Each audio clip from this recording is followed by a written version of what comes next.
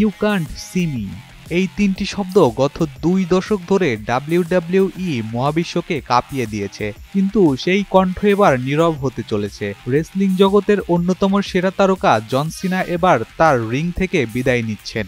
জন সিনা 2024 সালের 6 জুলাই টরন্টোতে মানি in the bank ইভেন্টে তার অবসর ঘোষণা দেন।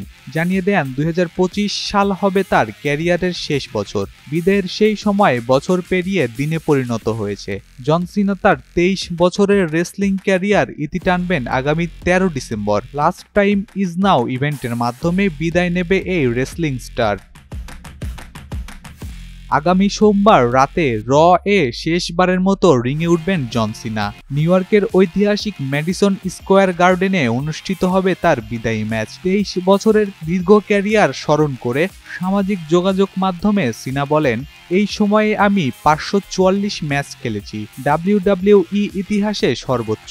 আমার সবচেয়ে প্রিয় ম্যাচ যা সামনে আসছে, আর সেটাই হবে শেষ ম্যাচ। জন সিনা তার রেসলিং ক্যারিয়ারে রেকর্ড 17 বার ওয়ার্ল্ড চ্যাম্পিয়ন হয়েছেন।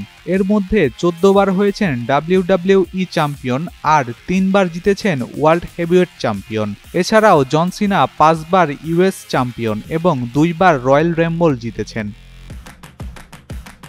আগামী 13 ডিসেম্বর ওয়াশিংটন ডিসিতে স্যাটারডে নাইটস মেইন ইভেন্ট অনুষ্ঠানের মাধ্যমে সিনার বিদায়ী সফর শেষ হবে। 23 বছরের এক অবিশ্বাস্য যাত্রা এখানেই শেষ হতে চলেছে। জন সিনার signature taunt you can't see me এবার সত্যিই ঘটতে চলেছে। সিনাকে হয়তো আর রিংয়ে দেখা যাবে না, কিন্তু তার অবদান চিরকাল মনে থাকবে কোটি ভক্তের মনে।